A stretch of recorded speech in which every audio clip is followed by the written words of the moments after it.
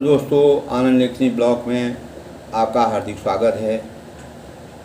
आज मैं अपने ब्लॉग के माध्यम से आप लोगों को बहुत ही सूक्ष्म रूप में 4 वृक्षों के बारे में बताऊंगा। जिन वृक्षों की छत्र छाया से हमारा पूरा जीवन निर्भर रहता है। हमें अनेक प्रकार के दवाइयों के साथ हमारे छत्र छाया का कार्य करता है और वह हमारे लिए बहुत ही उपयोगी हैं। और उन्हीं वृक्षों के बारे में जिनमें भगवान का भी वास था। भगवान भी लक्ष्मी थे, भगवान श्री कृष्ण थे और शिव जी थे, रामचंद्र जी थे। वह उनका अनुसरण उन्हीं वृक्षों के नीचे वह अपना आसन बनाते थे, अपना निवास स्थान बनाते थे। वही वृक्ष उनको ज़्यादा थे। इनमें से ख़ास तौर से दोस्तों पीपल है, बरगद है, बेल का पेड़ है और नीम का पेड़। ये दोस्तों 4 पेड़, जिसके इन 4 पेड़ों के बारे में अगर हम जानें तो हमारे जीवन में अद्भुत, यानी हमारे शरीर में, हमारे जीवन में अद्भुत सकारात्मक ऊर्जा का संचार होगा और हम स्वस्थ रहेंगे, दुरुस्त रहेंगे और हमारा शरीर उत्तम रहेगा। दोस्तों, सबसे पहले मैं बताता हूँ पीपल। बहुत सूक्ष्म रूप में बताऊँगा। पीपल जो होता है दोस्तों, ये भगवान इसमें वास करते थे। भगवान का आराध्य ये पेड़ था। पीपल की छाया बहुत ही निर्मल होती है। इसमें ऑक्सीजन की हम जो श्वास लेते हैं, ऑक्सीजन के पूरे स्रोत होते हैं और इसका आकार बहुत लंबा होता है।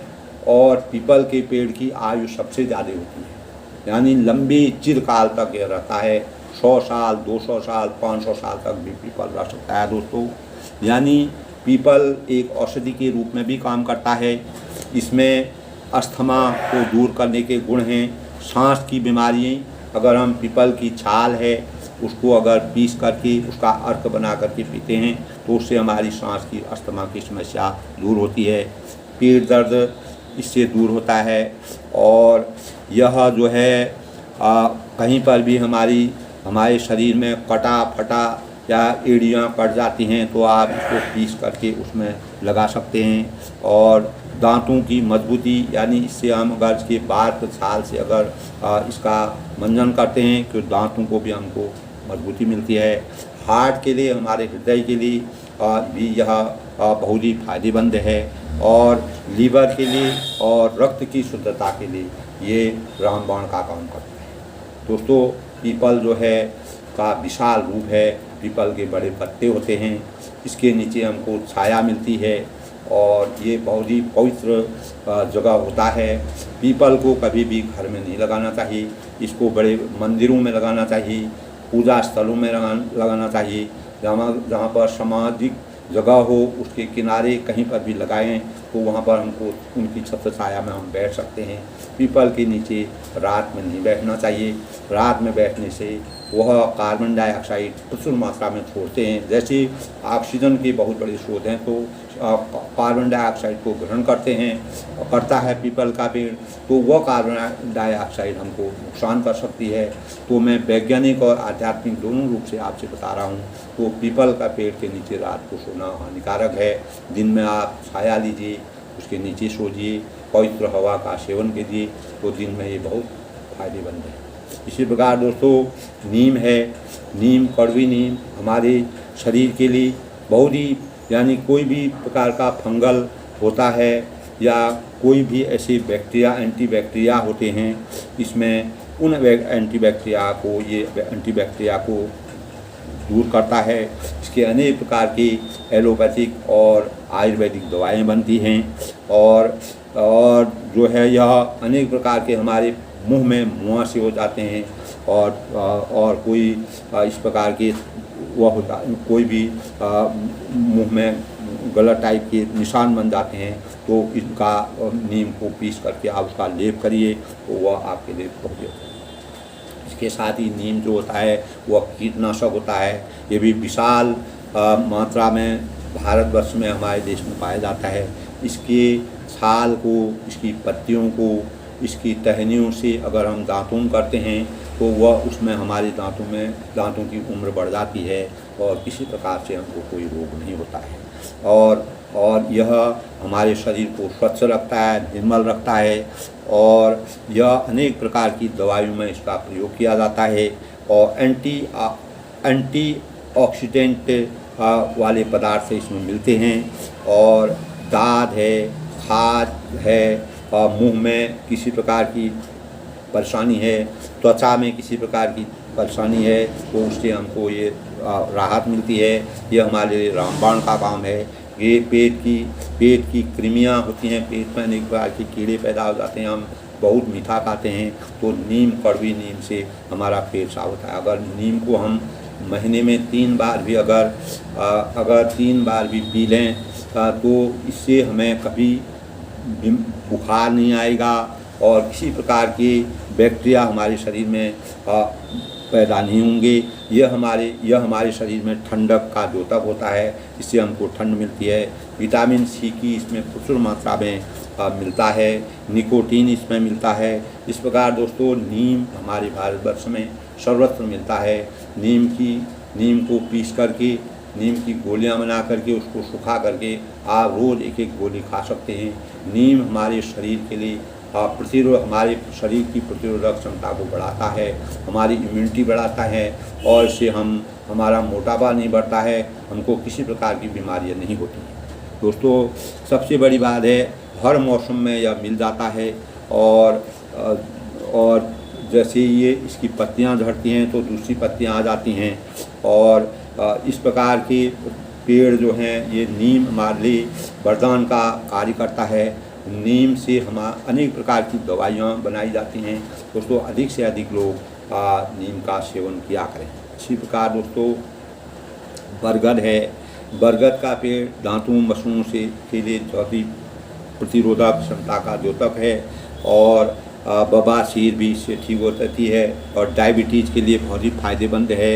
और यह डिप्रेशन में अगर कोई आता है तो आप बरगद का रस बना करके उसको पी सकते हैं और किसी में बांसपन या नपुंसकता आती है तो आप बरगद की छाल का यूज़ करिए, उसकी पत्तियों का रस करिए। ये बहुत ही हमारे जोड़ होते हैं और जोड़ों में दर्द रहता है या कोई भी झुर्रियाँ हमारे शरीर में पड़ती हैं और अनेक प्रकार के इसको पीस करके और यह उल्टी जैसे हमको वोमिटिंग हो जाती है तो वोमिटिंग में भी बरगद का यूज़ किया जाता है। काफ़ी लोग जानते नहीं हैं, जो लोग जानते हैं ठीक है, जो लोग नहीं जानते हैं उनको इसका यूज़ करना चाहिए। इससे किसी प्रकार की परेशानी नहीं होगी। यानी भगवान भी ब्रह्मा, हरि, शिव भी बरगद के पेड़ पर यानी सबसे अधिक निवास करते थे, ऐसा हमारे आध्यात्म में बताया गया है। और दिमाग को केंद्रित करना है और अनेक ऑक्सीजन का यह स्रोत होता है। पूजा स्थलों पर ही इसको लगाना चाहिए बरगद को। और इसके बाद दोस्तों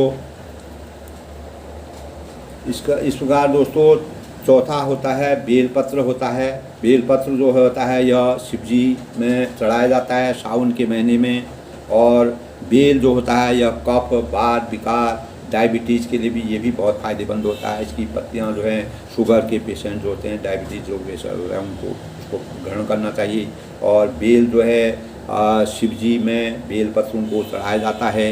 और महादेव पर लक्ष्मी का वास होता है, यानी बेल के पेड़ पर लक्ष्मी का वास होता है और जो धन धान्य का प्रतीक है।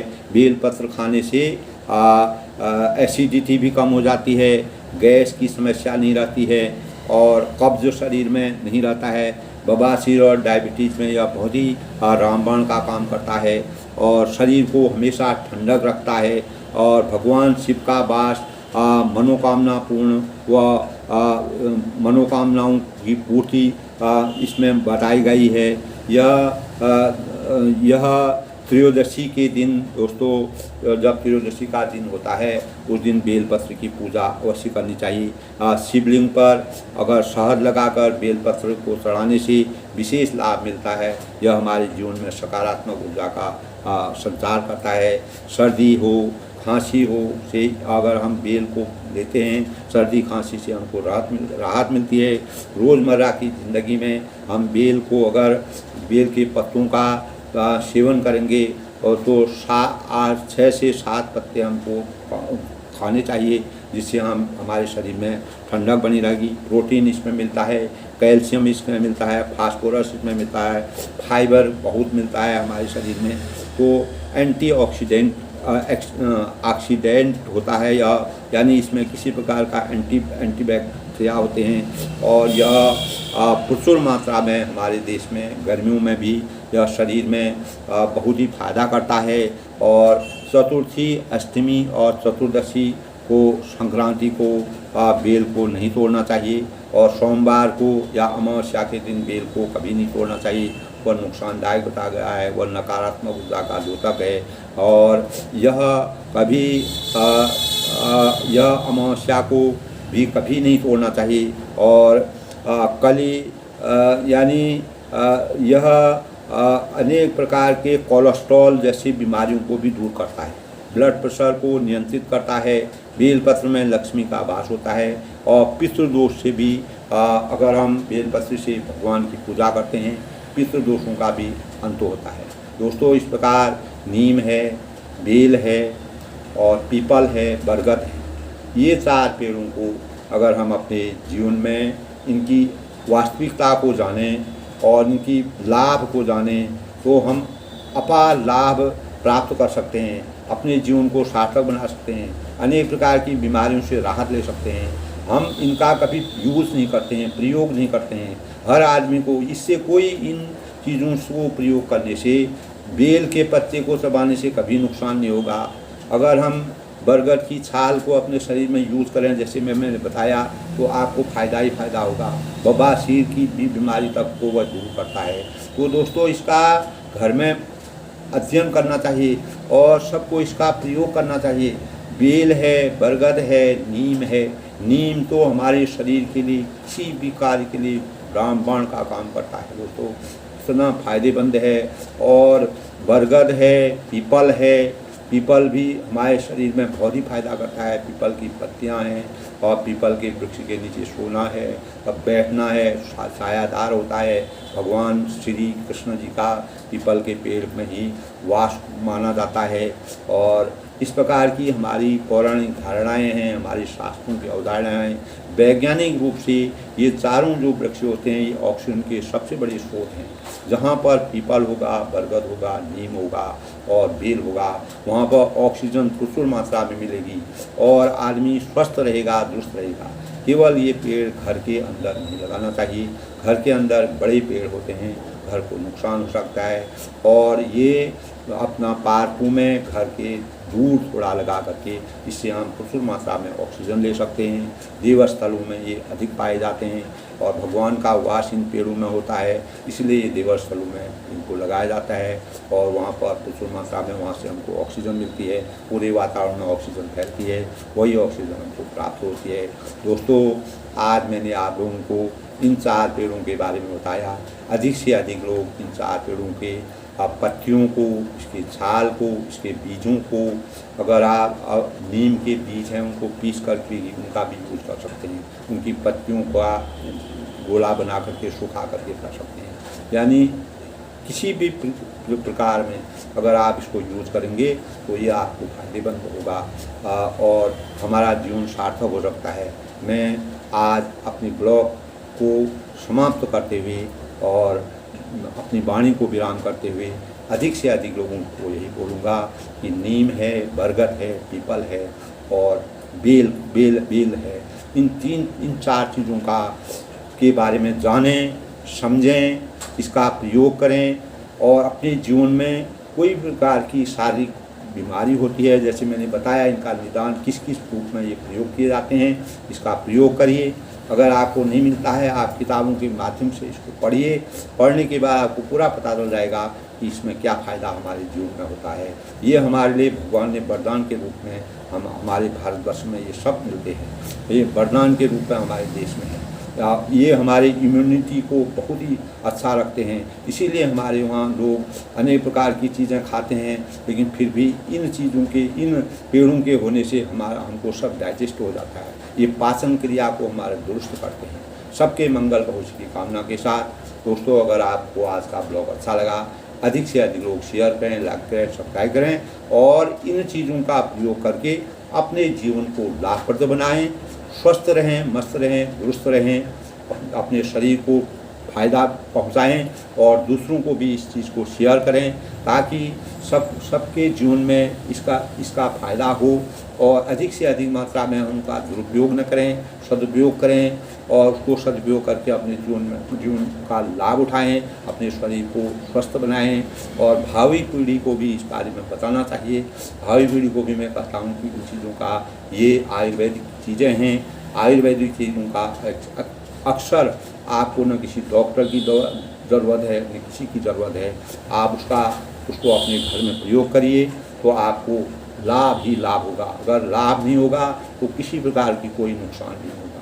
तो आपको इन 4 चीज़ों के बारे में पता हो जाए। बेल की 3-4 पत्तियाँ आप रोज़ चबा सकते हैं। अगर किसी को डायबिटीज़ है, कोई चीज़ है, तो वह नुकसान नहीं करेगी। इसी प्रकार मैंने आपको बरगद है, पीपल है, नीम है, उनके बारे में बताया, तो सब लोग को अच्छा लगा होगा।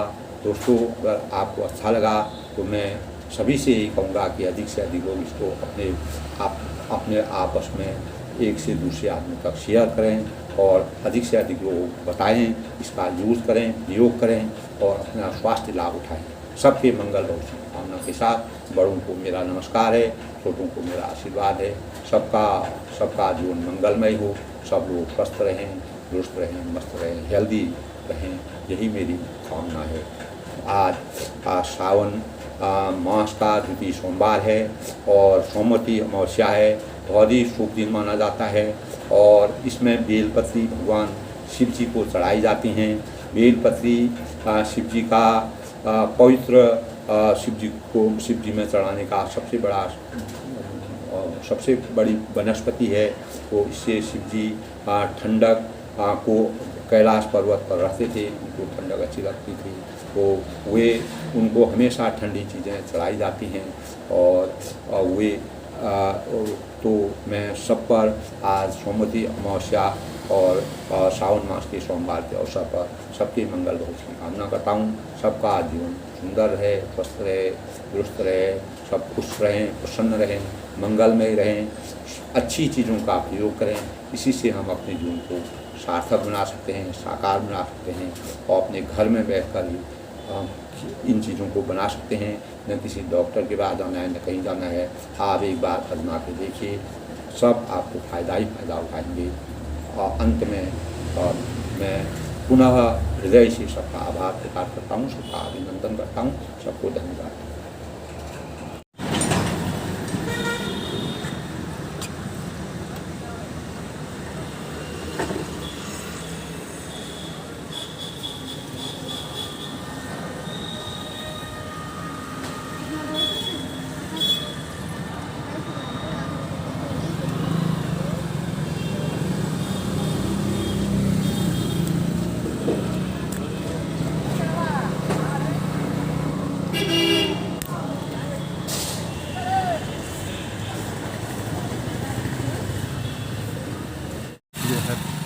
पीपल का पेड़ है, देखिए पूरा पीपल। इसके बारे में मैं विस्तार से आप लोगों को बताऊंगा। ये पीपल का पेड़ है, हमारे जीवन में इसका कितना फ़ायदा है वो मैं आपको बताऊंगा आज के वीडियो में। दोस्तों, आनंद लेखनी ब्लॉग पर में आपका हार्दिक स्वागत है। आज मैं आप लोगों को नीम है, पीपल है और बरगद है, इन तीनों पेड़ों के बारे में विस्तार से बताऊँगा और आनंद लेखनी ब्लॉग में सबका हार्दिक स्वागत है। नीम, जो कड़वी नीम होती है, यह औषधि का काम करती है। इसी प्रकार बरगद है, ये भी हमारे जीवन में बहुत शुभकारी होता है। इसकी गाथा के बारे में मैं आपको डिटेल से बताऊंगा। और उसी प्रकार पीपल है, पीपल से हमको बरगद है, पीपल है, इससे कितना हमको ऑक्सीजन मिलता है और हमारा जीवन में हमारी इम्यूनिटी बढ़ती है। तो ये और बेलपत्री है, ये 4 पेड़ जो हैं, इन 4 पेड़ों से हम हमारे जीवन में ये कितने सुखद हैं, हमारे जीवन को कितना प्रभावशाली करते हैं, हमारे जीवन में कितना परिवर्तन करते हैं। इनका अगर हम नीम है, पीपल है, बरगद है और बेलपत्री है। ख़ास तौर से दोस्तों सावन का महीना चल रहा है, सावन के महीने में बेलपत्री जो है वह शिव जी पर चढ़ाई जाती है। बेलपत्री शुद्धता का प्रतीक है और ख़ास तौर से बेलपत्री का अगर हम पत्तियों का रस अगर निकाल करके उबाल करके उसको उसके रस का सेवन करते हैं तो हमारे पेट में भी ठंडाई पहुंचती है, पेट की गर्मी दूर होती है और यह हमारे यूरिन सिस्टम को भी, हमारी इम्यूनिटी को बढ़ाता है। और आप हफ्ते में अगर 2 बार भी बेल के, और ये शुगर के पेशेंट के लिए तो बहुत ही फ़ायदेमंद माना जाता है। शुगर के पेशेंट के लिए, जो डायबिटीज़ वाले हैं उनके लिए जो है बेल की पत्तियों का जूस जो है बना करके आप पीजिए, उसको पीस लीजिए। पीसने के बाद मिक्सी में पीसिए या वैसे पीसिए, हाथ से पीसिए, तो पीसने के बाद आप उसका यूज़ कर सकते हैं। आप लोग अपने जीवन को मतलब स्वस्थ बना सकते हैं। डायबिटीज़ में ये रामबाण का काम करता है। इसी प्रकार दोस्तों बेलपत्री के बाद कड़वी नीम है। कड़वी नीम के तमाम फ़ायदे हैं दोस्तों। सबसे पहली बात है, ये हमारे दांतों में, अगर हम इसका रोज़ दातून करते हैं कड़वी नीम के टहनियों से, पत्तियों से या इसकी छाल से, अगर हम इसका कड़वी नीम का अगर कड़वी नीम का दातून करते हैं तो ये कोलगेट वगैरह से, कोलगेट में मिक्स रहता है, लेकिन ये डायरेक्ट अगर आप यूज़ करेंगे तो इससे आपके दांत में बहुत कीड़ा लगने के बहुत कम चांसेस रहते हैं। सबसे बढ़िया मेरा ये अनुभव है, मैं प्रैक्टिकल इसको करता हूँ और मैं रोज़ दातून जो है नीम से करता हूँ। नीम की छाल हो, नीम की पत्ती हो और नीम की टहनी हो, इन तीनों चीज़ों से जो है मैं अपने दांतों को ठीक करता हूँ। दूसरा यह है दोस्तों, नीम की अगर आप पीस करके नीम की गोली बना लीजिए, सुखा करके पीस के गोली बना के उसको सुखा लीजिए, रोज़ एक गोली आप खा लें। ये आयुर्वेद का काम करती है, हमारे पेट की सफाई करती है। पेट में किसी प्रकार के कीड़े मकोड़े कोई भी चीज़ पैदा होते हैं, वायरस पैदा होते हैं और अमीबा पैदा होते हैं, तो इस प्रकार के म्यूकस किसी के पेट में ज़्यादा होता है तो उसको ये एकदम ख़त्म कर देता है। तो इसलिए नीम की तमाम प्रकार की एलोपैथ, आयुर्वेद, होम्योपैथ दवाएं बनती हैं और नीम जो है हमारे भारतवर्ष में प्रचुर मात्रा में मिलता है और विदेशों में ये नीम बहुत कम जगहों पर मिलता है। कड़वी नीम से अनेकों दवाएं बनती हैं। ये हमारे भारतवर्ष के लिए एक वरदान स्वरूप है। इससे हम अपने स्वास्थ्य को, इसका अगर हम उबाल करके आप नीम का कभी मतलब हर तीसरे महीने भी अगर आप 1 गिलास नीम का उबाल करके उसका सेवन करिए तो आपको कभी फीवर से आप छुटकारा पाएंगे, कभी आपको फीवर नहीं होगा, किसी प्रकार की कोई परेशानी नहीं होगी। फीवर से आपको टोटल राहत मिलेगी। ये नीम देखिए सामने है, ये कड़वा नीम है।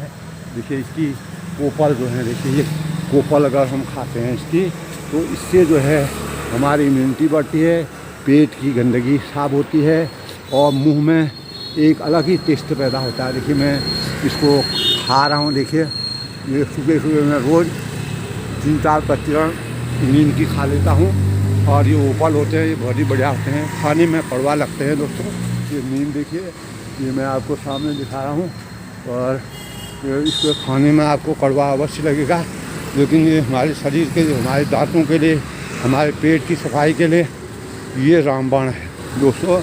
अनेक प्रकार की आयुर्वेद और एलोपैथ मेडिसिन इसकी बनती हैं और किसी भी दवाओं में जो भी कड़वी दवाएं होती हैं उसमें नीम का अक्सर प्रयोग किया जाता है, जिससे जो मशीनों के द्वारा इसका बनाया जाता है। और नीम दोस्तों अगर आप डायरेक्ट खाएंगे तो आपको उस दवाई से भी ज़्यादा फ़ायदा होगा। और सबसे बड़ी चीज़ ये है दोस्तों कि ये बुखार में अगर आप नीम का एक 3 महीने में भी अगर आप उबाल करके 1 कप अगर इसको पी लें तो निश्चित ही आपको कभी भी फीवर नहीं आ सकता। ये फीवर के लिए ये बिल्कुल फीवर शरीर में नहीं आएगा। विभिन्न प्रकार के रोगों से हम बच सकते हैं। देखिए ये आज सोमवार का दिन है। बेलपत्री दोस्तों शिव जी का तीसरी बार है। बेलपत्री शिव जी का परम शिव जी की पूजा बेलपत्री से की जाती है और बेलपत्री ही शिव जी को ज़्यादा वह ठंडी चीज़ है, क्योंकि शिव जी हमेशा निरंकारी थे। तो उनको मैं जो भी देखा आपने जल है और बेलपत्री है, भांग है और इस प्रकार के धतूरा है, इस प्रकार के चीज़ें शिव जी में चढ़ाई जाती हैं जो उनकी पूजा के लिए बहुत ही शुभकारी माने जाते हैं। तो फिर मैं आपको बेलपत्री के बारे में अपने ब्लॉग के माध्यम से डिटेल बताऊंगा। बरगद है दोस्तों, बरगद भी जो है इसमें भगवान श्री कृष्ण का वास बताते हैं और भगवान श्री कृष्ण ने अपने अनेक प्रकार के रूप बरगद और पीपल ये दोनों ऐसे हैं जो जिसमें भगवान श्री कृष्ण का वास था और वो जहाँ भी रहते थे तो मतलब वह बरगद के पेड़ में उन्होंने अनेक प्रकार की लीलाएँ रची। अनेक प्रकार के ये देखिए ये मीठी नीम है, ये भी शरीर के लिए बहुत ही फायदेमंद होती है। और ये हमारे कल भी मैंने बताया था दोस्तों, ये नीम से जो है हमारा इम्यूनिटी सिस्टम सही होता है। ये मैंने ये नीम तोड़ा, इतना बहुत है, रोज़ भी आप इतना सेवन करेंगे चाय में मिला करके तो ये भी फायदेमंद है। तो बरगद दोस्तों, बरगद की पत्तियाँ मोटी होती हैं, बरगद की छाल अनेक प्रकार की दवाइयों का काम करती है। बरगद की जटाएँ और की कल्पना शिव जी से की जाती है और बरगद का पेड़ काफ़ी जगह घेरता है। सबसे बड़ी बात यह है देखो, बस बरगद है और नीम है और पीपल है, ये तीनों ऑक्सीजन के सबसे बड़े स्रोत हैं।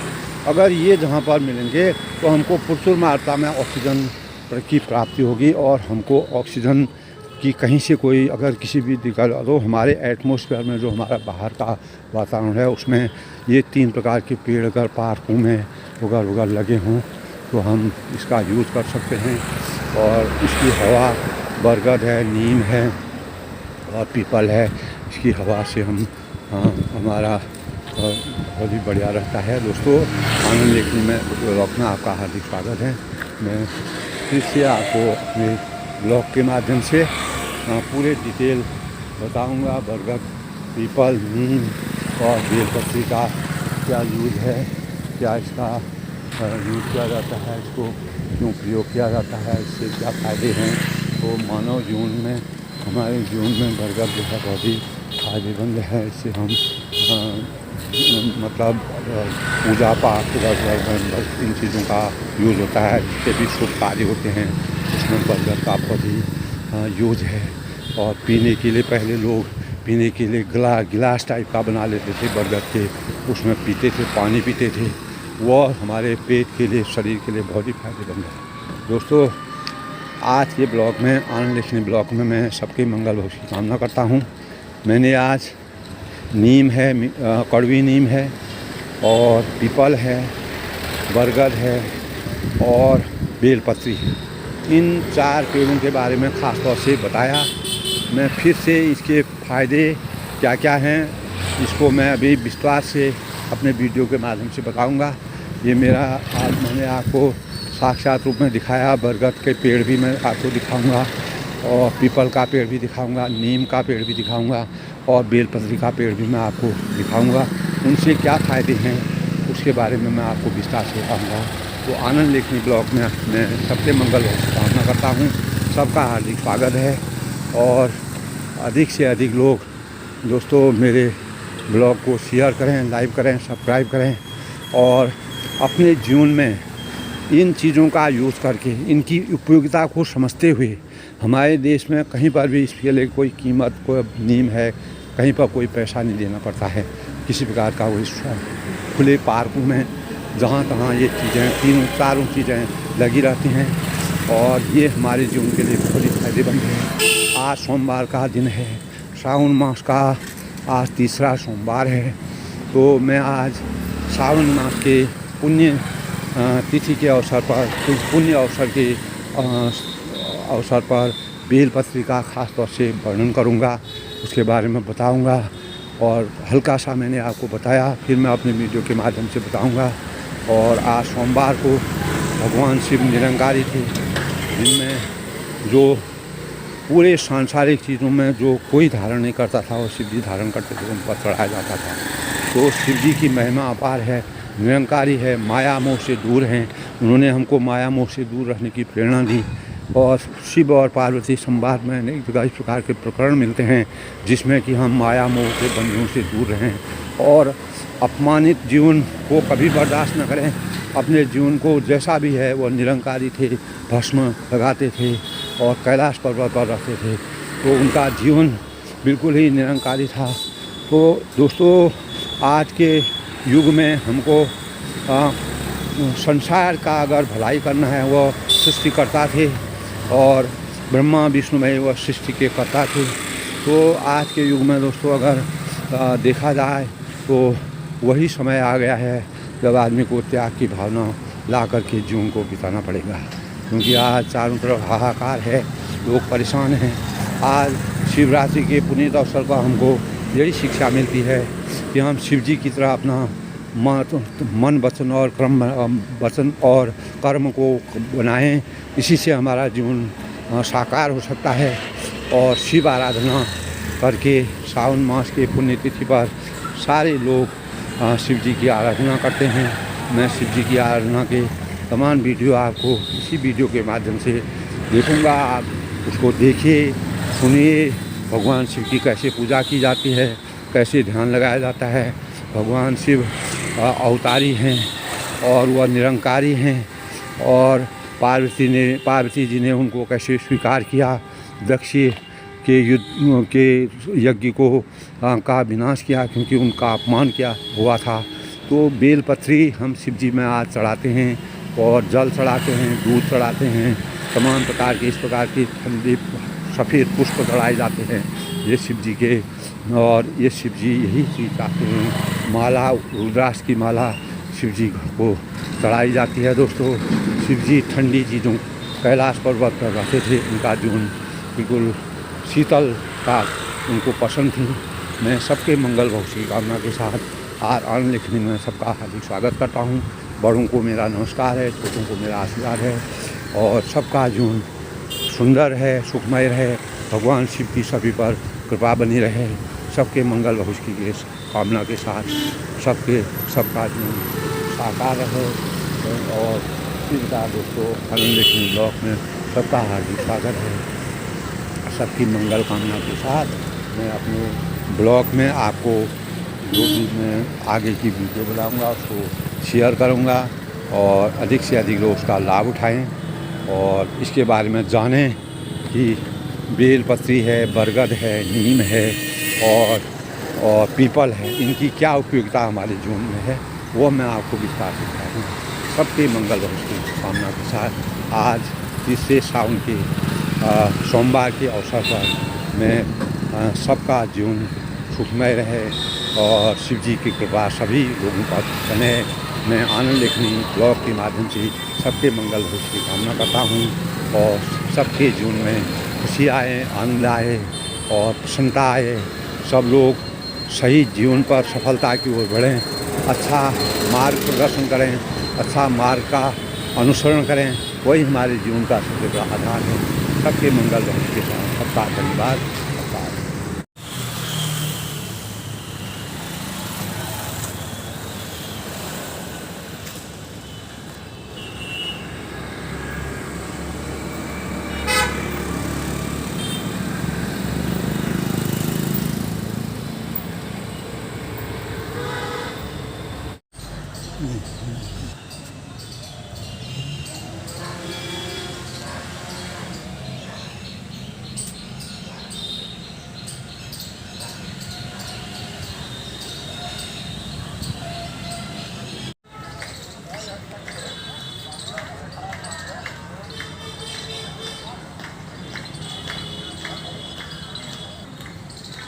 पीपल का